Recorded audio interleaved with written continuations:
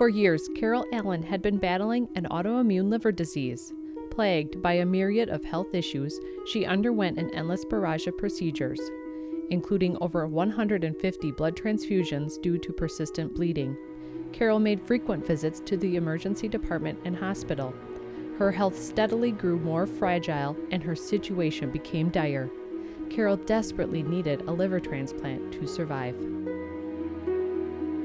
I was at home, and it was Sunday morning, and my son was working for the police department in Eau Claire, and my husband was working for the Chippewa County Sheriff's Department out at an air show, and I am just sicker than a dog.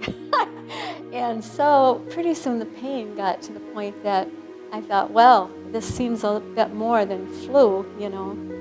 And so I actually got next door to a neighbor who did not hear me knocking.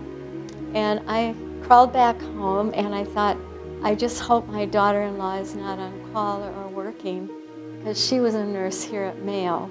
I got a phone call, I think around 1 o'clock in the afternoon, and it was Carol saying that she wasn't feeling well and just wondering if she could come over to our house for a little while because everybody else was tied up. And so I didn't have anything going on, and I just thought she didn't sound right. So I drove over to their house. They live about 5 minutes away, and got there, and she could barely get up to get out of the house to come to the car. So I knew something was very wrong. Of course, Carol did not want to call the ambulance to come to the hospital, so I finally talked her into coming, and I brought her to the ER that afternoon.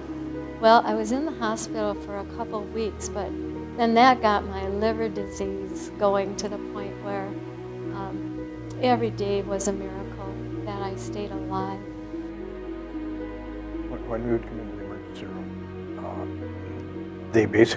we didn't pass go, just straight in through the registration into room 11 or room 13. And they knew Carol by her case, so personal, and everything was so great. And it was for about 5 years you were on the transplant list, weren't you? Yeah. And during that period of time, when we would come into the hospital, in different times, it was like every other day, every other week. She had excellent care the whole time she was here, and I was very proud that it was my family that was taking care of my family. So the doctor said, boy, this is getting pretty difficult, Carol. We're not sure how long we are going to be able to keep you alive. So I said, well, I want to go through one more Christmas, so I'll keep saying my prayers, and if you keep helping me, maybe I'll get through. And they said, oh, we're not giving up. We're going to fight as long as you are fighting, and as long as there's any hope. Boy, we're not.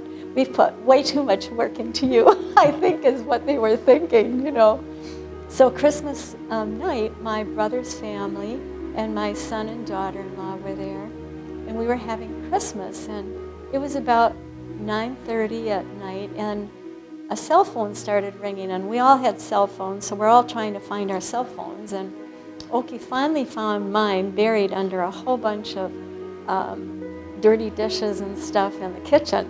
I answered the phone. Dr. Rosen said, we have a liver for you. Can you be here in 2 hours? And I said, sure. And I'm looking out at the blizzard. But one of the things that occurred while we were going over there was our conversation. Really quiet. And we started talking. And then, was this the beginning of the future? Or was this our last conversation? My worst worry was, will that liver even arrive in the storm? And as it turned out, my liver transplant, I went in thinking I had a liver from a woman from Kentucky who was 69, and it turns out in reality I had a liver from a husband out east. Each day since Christmas of 2012 has been a gift. Yeah. And the doctors and the nurses who have helped me are really the true gifts. I mean, when I look at the sacrifices they all make, when I look at the hours that these nurses and doctors and the work they do, I am just in awe. I'm so grateful. It gives you a whole new outlook on life. Well, and the benefactors who already, have helped in so many ways.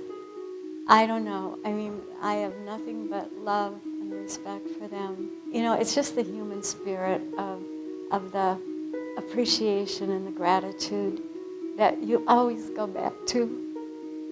Unbelievable efforts that the physicians and nurses and all the people who've helped me, what they went through, and then they have to go home and have a regular life. I mean, I just respect and admire them and thank them from the bottom of my heart.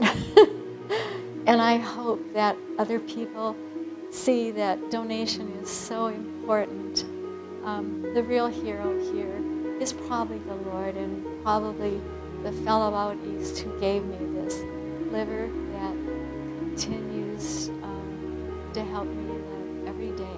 And I am so grateful every minute of the day.